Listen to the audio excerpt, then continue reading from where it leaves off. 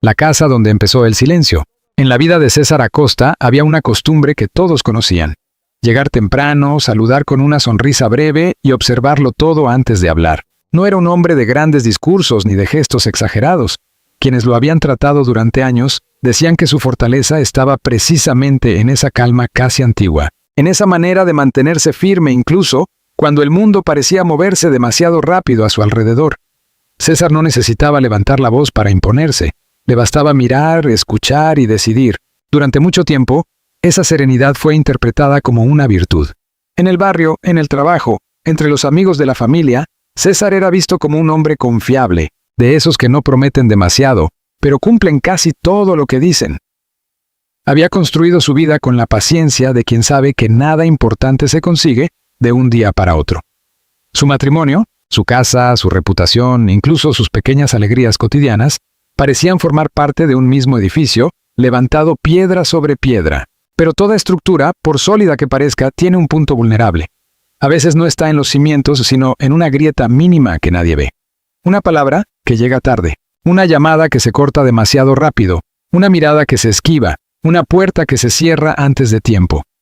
En el caso de César Acosta, el derrumbe no comenzó con un escándalo abierto, sino con un silencio extraño, un silencio dentro de su propia casa. La casa de César se encontraba en una calle tranquila, de esas donde los vecinos conocen los horarios de los demás sin necesidad de preguntarlos.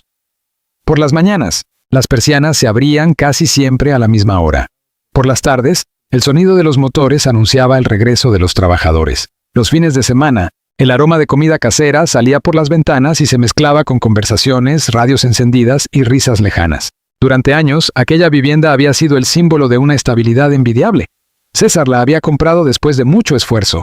No era una mansión ni pretendía serlo. Era una casa amplia, limpia, luminosa, con un pequeño patio donde él solía sentarse al final del día. Allí tomaba café, revisaba algunas notas de trabajo o simplemente permanecía en silencio mientras el cielo cambiaba de color. Para él, ese rincón era una especie de refugio, un lugar donde podía quitarse el peso de la jornada y sentirse, aunque fuera por unos minutos, dueño de su propia paz. Su esposa, Isabel, había sido durante años parte esencial de esa imagen. Elegante, sin exageraciones, reservada cuando convenía, amable en reuniones familiares, Isabel parecía encajar perfectamente en el mundo que César había construido. Muchos la admiraban. Decían que formaban una pareja equilibrada. Él, prudente y trabajador. Ella, sociable y luminosa. Él aportaba estabilidad, ella, movimiento. Él era la raíz, ella, la ventana abierta. Al menos así lo veía la gente desde fuera, porque desde dentro, las cosas nunca son exactamente como parecen. En los últimos meses, César había notado cambios pequeños, nada que, por sí solo, justificara una sospecha seria. Isabel tardaba más en responder mensajes. Había comenzado a cuidar con especial atención su teléfono, dejándolo siempre boca abajo sobre la mesa. A veces salía a contestar llamadas al patio, incluso cuando no había ruido dentro de la casa. Volvía con una expresión demasiado neutra, como si hubiese ensayado frente a un espejo la manera correcta de no parecer nerviosa. César no era ingenuo, pero tampoco era un hombre que se dejara arrastrar fácilmente por la imaginación. Durante años había aprendido a desconfiar de las conclusiones rápidas. Sabía que una sospecha mal manejada puede destruir tanto como una verdad. Por eso, al principio, eligió callar. Observó. Esperó. Se dijo a sí mismo que quizá Isabel estaba pasando por una etapa difícil, que quizá tenía preocupaciones que no quería compartir, que quizá la distancia era solo cansancio. Pero el silencio creció. Y cuando el silencio crece dentro de una pareja, no ocupa solo los espacios vacíos. Empieza a sentarse a la mesa, se acuesta en la cama, viaja en el asiento del copiloto, se mete entre una pregunta y una respuesta, convierte frases simples en territorios peligrosos. ¿Vas a salir otra vez?, preguntó César una noche, mientras Isabel buscaba algo en su bolso. Ella no lo miró de inmediato. Sí, solo un rato, tengo que ver a una amiga. ¿A esta hora? No es tarde. César miró el reloj. No eran más de las 8:30, pero desde hacía tiempo había aprendido que la hora exacta no era el problema. El problema era la manera en que Isabel decía «una amiga», como si la palabra estuviera cubierta por una tela. ¿Quién? Ella cerró el bolso con un gesto más brusco de lo necesario. Laura. Ya te lo dije. No se lo había dicho. César lo sabía. Y, peor aún, Isabel también sabía que él lo sabía. Durante unos segundos, ambos permanecieron inmóviles, atrapados en esa mentira pequeña que no era importante por su tamaño, sino por lo que anunciaba. «Está bien», respondió él. Isabel salió poco después. El sonido de la puerta al cerrarse quedó suspendido en la casa como una advertencia. César permaneció de pie en la sala. No encendió la televisión, no buscó música, no llamó a nadie. Solo caminó hasta el patio y se sentó en la silla de siempre. El café que se había preparado se enfrió entre sus manos. Había noches en que uno no necesita pruebas para sentir que algo se ha desplazado definitivamente. No se trata de celos, no todavía. Se trata de una percepción más honda, más difícil de explicar. La intuición de que el lugar que ocupabas en la vida de alguien ha empezado a reducirse. Durante esa semana, la conducta de Isabel se volvió todavía más ambigua. Hubo mensajes que ella borró antes de dejar el teléfono sobre la mesa.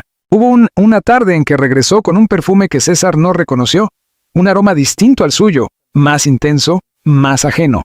Hubo una llamada que interrumpió una cena y que ella rechazó demasiado rápido. Después fingió normalidad sirviendo agua en silencio. César observaba esos detalles con una mezcla de tristeza y resistencia.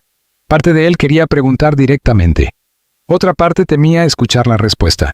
Porque hay verdades que no solo informan, cambian la arquitectura de una vida. Una vez dichas, no se pueden devolver al silencio. Lo más doloroso no era imaginar que Isabel pudiera estar engañándolo. Lo más doloroso era descubrir que ya no confiaba en su propia casa. Cada rincón parecía guardar una posibilidad. El dormitorio dejaba de ser descanso. La sala dejaba de ser encuentro. El teléfono sobre la mesa se convertía en una caja cerrada. Incluso las paredes parecían observarlo con piedad. Y sin embargo, César seguía levantándose cada mañana. Iba al trabajo. Saludaba. Cumplía. Contestaba llamadas, resolvía problemas. Quienes lo veían no notaban demasiado. Tal vez lo encontraban más serio, un poco más delgado, algo distraído. Pero nadie imaginaba que, detrás de aquella apariencia controlada, César estaba empezando a vivir una batalla silenciosa contra la duda. En el mundo exterior, su nombre aún tenía peso. César Acosta era considerado un hombre responsable, un profesional metódico, alguien que no se dejaba llevar por rumores ni impulsos. Esa imagen pública se convirtió en una especie de prisión. ¿Cómo podía admitir que en su vida privada todo comenzaba a desordenarse? ¿Cómo explicar que el hombre que aconsejaba prudencia a los demás estaba siendo consumido por una sospecha que no sabía probar? La primera persona que notó algo fue Martín, un amigo de muchos años. Se conocían desde jóvenes y compartían esa clase de confianza que no necesita demasiadas explicaciones. Una tarde, después de una reunión, Martín se acercó a César mientras los demás se marchaban. «Estás raro», le dijo. César intentó sonreír. «Cansancio». «No, te conozco, esto no es cansancio». César guardó unos papeles en una carpeta, despacio, como si ordenar documentos pudiera ordenar también sus pensamientos. «No pasa nada». Martín no insistió de inmediato. Lo miró unos segundos y bajó la voz. Cuando uno dice «no pasa nada» así, generalmente ya pasó demasiado. La frase quedó flotando entre ellos. César sintió un leve golpe en el pecho, no por la dureza de las palabras, sino por su precisión. Durante un instante estuvo a punto de hablar, de decirlo todo, de confesar que no dormía bien, que revisaba mentalmente cada gesto de Isabel, que se sentía ridículo por sospechar, y aún más ridículo por fingir que no sospechaba. Pero se contuvo. «Solo necesito descansar», respondió. Martín asintió, aunque no parecía convencido. «Entonces descansa, pero no te mientas». Esa noche, al volver a casa, César encontró a Isabel sentada en la cocina, mirando su teléfono. Al oír la llave, ella apagó la pantalla con un movimiento rápido. No fue un gesto espectacular, no fue una escena dramática, fue apenas un reflejo. Pero para César, fue suficiente para sentir que una puerta invisible terminaba de cerrarse. «Llegaste tarde», dijo ella. «Había tráfico. No me avisaste». César dejó las llaves sobre la mesa. «Tú tampoco me avisas siempre». Isabel levantó la mirada. Durante una fracción de segundos su rostro cambió. No fue miedo exactamente, tampoco culpa abierta, fue pues algo más complejo. Una mezcla de molestia y alerta, como la de alguien que acaba de sentir que el terreno bajo sus pies ya no es tan firme. «¿Qué quieres decir con eso?» «Nada». «No, dilo». César respiró hondo. La conversación que había evitado durante semanas estaba ahí, delante de él, esperándolo con los brazos cruzados. «Quiero decir que últimamente sales mucho. Recibes llamadas que no contestas delante de mí. Cambiaste tus horarios. Y cuando pregunto, respondes como si yo estuviera molestando». Isabel se levantó de la silla. «¿Me estás vigilando?» «Te estoy hablando». «No, me estás acusando». «Todavía no». La palabra «todavía» fue como una chispa. Isabel apartó la mirada y soltó una risa seca, sin humor. «No puedo creerlo. Después de tantos años, ¿ahora vas a comportarte como un hombre inseguro?» Aquella frase hirió a César más de lo que él quiso demostrar, no por el insulto indirecto, sino porque desviaba el centro de la conversación. Ya no se hablaba de los cambios de Isabel, sino de la supuesta inseguridad de César. Era una maniobra sutil, quizá involuntaria, quizá calculada. En cualquier caso, funcionó durante unos segundos. «No soy inseguro», dijo él. «Entonces no actúes como si lo fueras. Isabel, solo quiero saber qué está pasando». Ella se quedó en silencio, y ese silencio fue peor que cualquier respuesta. Porque una persona inocente puede molestarse, puede sentirse ofendida, puede reclamar espacio. Pero hay silencios que no nacen de la indignación, sino de la necesidad de ganar tiempo. César lo percibió. Lo vio en la rigidez de sus hombros, en la manera en que sus dedos apretaban el borde de la mesa, en la respiración contenida. «¿No está pasando nada?», dijo finalmente ella. César la miró con una tristeza nueva. «Ojalá pudiera creerte». Esa noche durmieron en la misma cama, pero separados por una distancia que no podía medirse en centímetros. Isabel se giró hacia un lado. César permaneció boca arriba mirando el techo. A veces la noche tiene una crueldad particular. Amplifica lo que durante el día logramos ocultar. Cada movimiento, cada respiración, cada pausa parece tener un significado. César escuchaba el silencio de Isabel y se preguntaba cuántas cosas cabían en él. Al día siguiente, intentó comportarse con normalidad, pero algo había cambiado. La conversación no resolvió nada. Al contrario, abrió una grieta.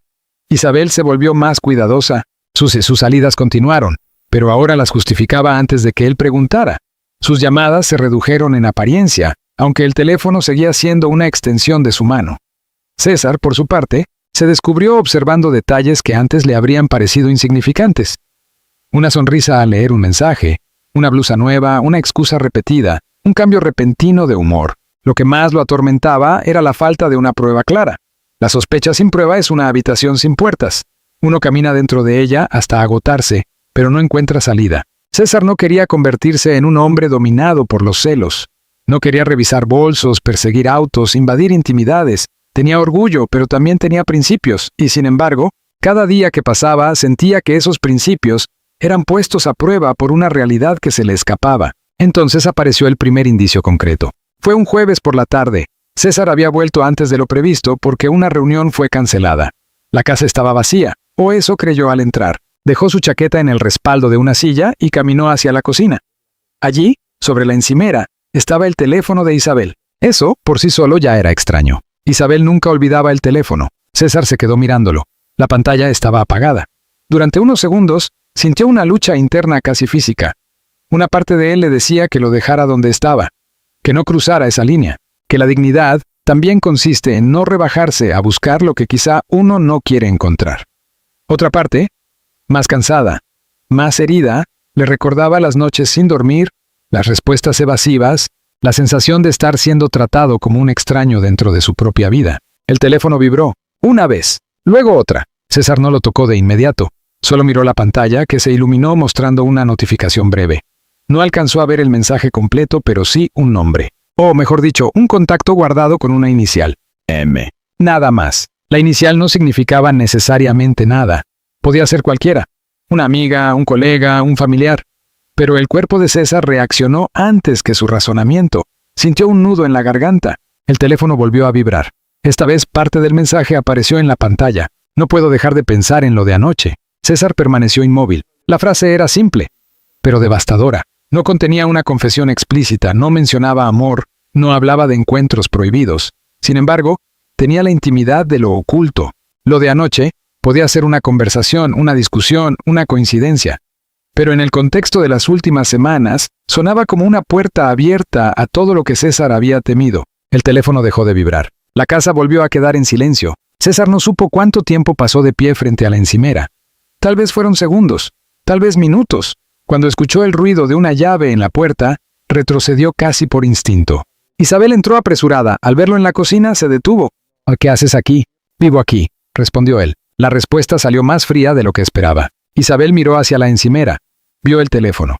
Su rostro cambió de inmediato. «Olvidé mi celular». César no dijo nada. Ella caminó hacia el teléfono y lo tomó con rapidez. Demasiada rapidez. «¿Lo revisaste?», preguntó. La pregunta tenía miedo dentro.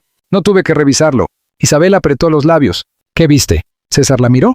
Durante un instante, quiso que ella lo negara con fuerza, que se enfureciera, que inventara una explicación absurda pero firme. Cualquier cosa habría sido mejor que esa expresión de alguien atrapado entre varias versiones posibles. Un mensaje, dijo él. De M. Isabel bajó la mirada. No es lo que piensas. La frase más antigua del mundo. La frase que casi nunca tranquiliza. La frase que, al ser pronunciada, suele confirmar que hay algo que explicar. Entonces dime qué es. ¿Ella guardó el teléfono en el bolso? No ahora. Sí, ahora. César, por favor, no me pidas calma cuando llevas semanas escondiéndome cosas. Isabel cerró los ojos un segundo. Parecía agotada, pero César no sabía si ese agotamiento venía de la culpa o de la presión de sostener una mentira. Necesito tiempo. ¿Tiempo para qué? ¿Para pensar qué versión vas a contarme? Ella levantó la mirada herida. No seas cruel. César soltó una risa breve, amarga. ¿Cruel yo? La palabra quedó entre ellos como una piedra. Isabel no respondió. Y en esa falta de respuesta, César comprendió que ya no estaba frente a una sospecha. Estaba frente a algo real, algo que todavía no tenía forma completa, pero que existía. Esa tarde no hubo gritos, no hubo platos rotos ni escenas teatrales.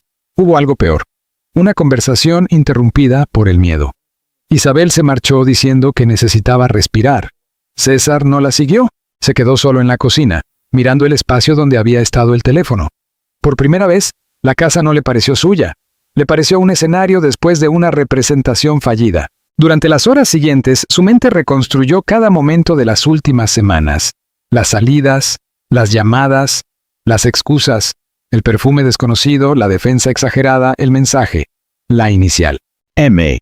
¿Quién era M? La pregunta empezó a obsesionarlo. No porque César quisiera alimentar una fantasía destructiva, sino porque el nombre escondido detrás de esa letra podía cambiarlo todo. En una traición, la identidad del tercero no es un detalle menor. A veces confirma lo esperado.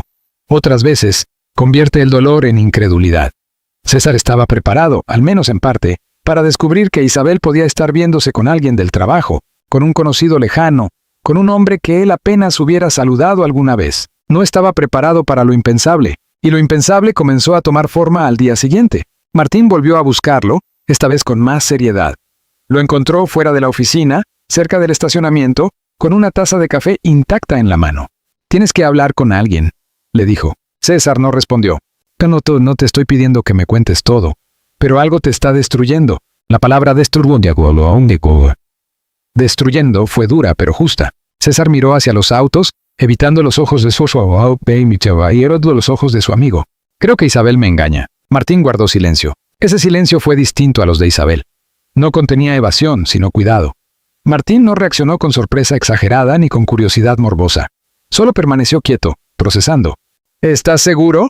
Vi un mensaje. ¿De quién? No sé, solo una inicial M. Martín frunció el ceño. M. César notó algo en su expresión, un cambio mínimo, un destello de reconocimiento que Martín intentó ocultar demasiado tarde. ¿Qué pasa? Preguntó César. Nada. No me digas nada. Martín respiró hondo. Puede no ser importante. Dilo. El amigo miró alrededor, como si de pronto el estacionamiento estuviera lleno de oídos. Hace unos días vi a Isabel. César sintió que el suelo perdía firmeza. ¿Dónde? En un restaurante pequeño, al otro lado de la ciudad. ¿Con quién? Martín tardó demasiado en responder. No estoy seguro de que fuera lo que parecía. ¿Con quién estaba? El rostro de Martín se endureció. No quería decirlo. César lo vio claramente, y esa resistencia lo asustó más que cualquier nombre posible. Con Marcelo. César parpadeó. ¿Marcelo quién? Pero lo preguntó aunque ya sabía la respuesta. A veces la mente pide una confirmación porque se niega a aceptar lo evidente. Martín bajó la voz. Marcelo Rivas. El nombre cayó como un golpe seco. Marcelo Rivas. No era un desconocido. No era un compañero casual de Isabel. No era un hombre cualquiera. Marcelo había sido amigo de César. No un amigo íntimo como Martín, pero sí alguien cercano al círculo familiar. Había cenado en su casa. Había compartido celebraciones. Había estrechado la mano de César más de una vez mirándolo a los ojos. Incluso, años atrás, César lo había ayudado en un momento complicado, cuando Marcelo atravesaba problemas económicos y necesitaba contactos para conseguir trabajo. Ese era el hombre no esperado, no por atractivo, ni por audacia, ni por cercanía social. Era inesperado porque representaba una doble traición. Si Isabel estaba engañándolo con Marcelo, entonces César no solo había sido traicionado por su esposa, también por alguien a quien había abierto la puerta de su casa. La idea fue insoportable. No, dijo César. Martín no habló. No puede ser él. César, no puede ser él. ¿Repitió? aunque esta vez con menos fuerza. En la memoria de César, comenzaron a encenderse escenas que antes parecían inocentes. Marcelo llegando con una botella de vino a una cena.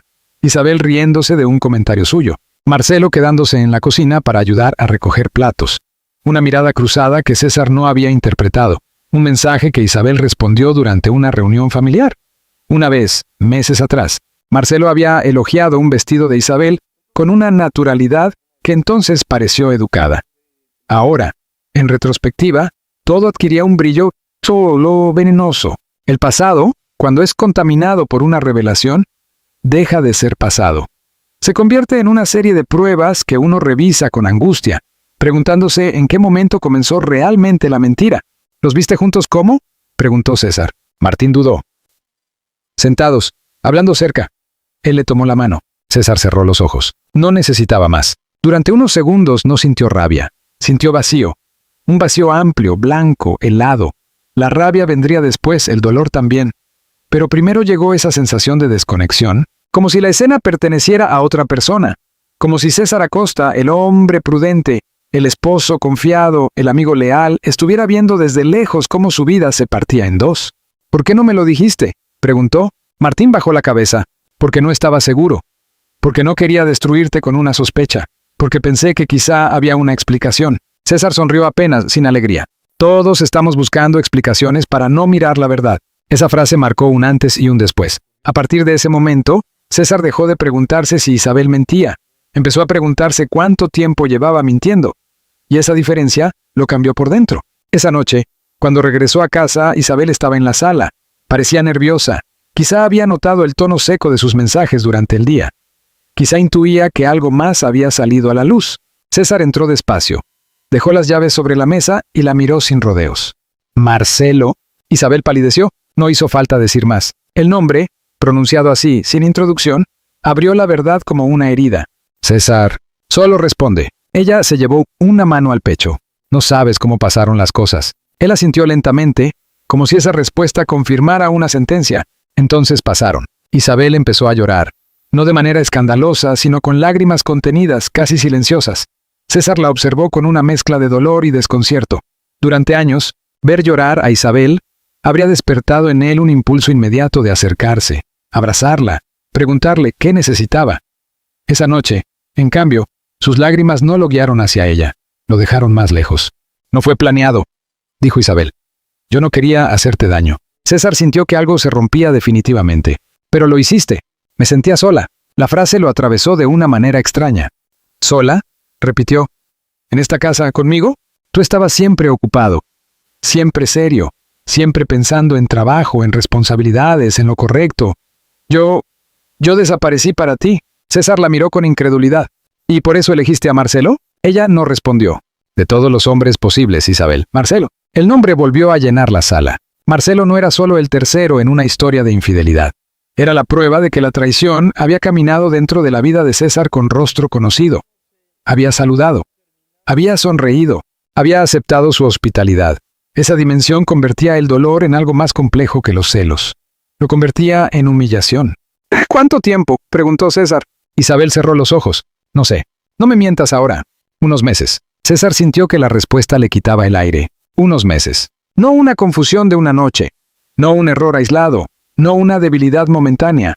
Meses. Tiempo suficiente para elegir, repetir, ocultar, volver a casa, cenar frente a él y dormir a su lado cargando una vida paralela. ¿Aquí?, preguntó él. Isabel abrió los ojos, horrorizada. No. ¿En mi casa no? No, César. Él quiso creer esa parte, aunque ya no sabía si creer algo era posible. La conversación se prolongó durante horas. No porque hubiera mucho que aclarar, sino porque las verdades graves suelen salir en fragmentos. Isabel lloró. César hizo preguntas. Algunas respuestas llegaron. Otras quedaron suspendidas. Ella habló de distancia emocional, de sentirse invisible, de Marcelo escuchándola cuando ella creía que César no lo hacía. César escuchó esas explicaciones con una atención amarga.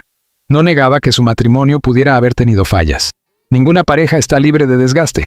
Pero una cosa era la distancia, y otra muy distinta la mentira. «Pudiste hablar conmigo», dijo él. «Lo intenté». «No, así. Tú no escuchabas.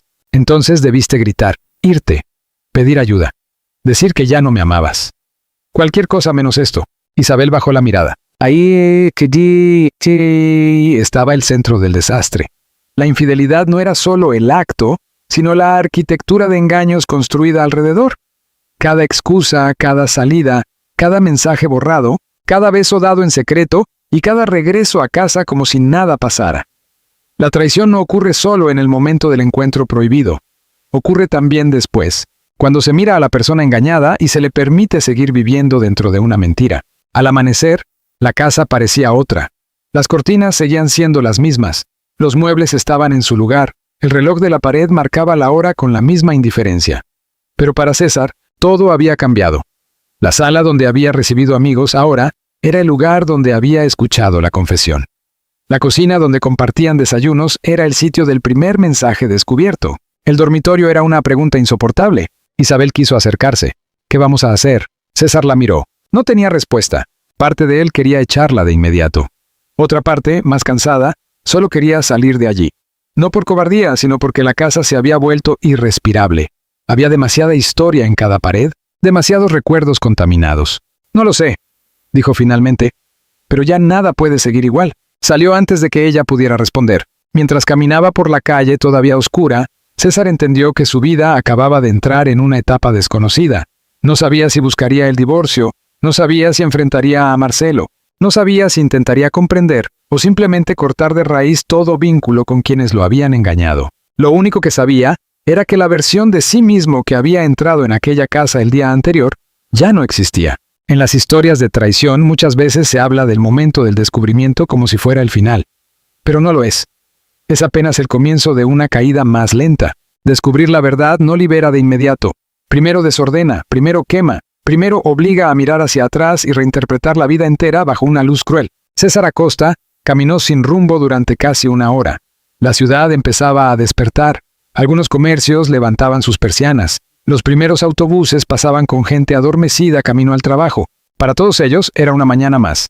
Para César, era el primer día después de la mentira. Y lo más terrible todavía no había ocurrido. Porque descubrir a Isabel era solo una parte del golpe. Faltaba enfrentar a Marcelo. Faltaba entender hasta dónde había llegado la traición. Faltaba descubrir que, en algunas historias, el dolor no termina cuando aparece la verdad. A veces, la verdad solo abre la puerta a una tragedia mucho más profunda.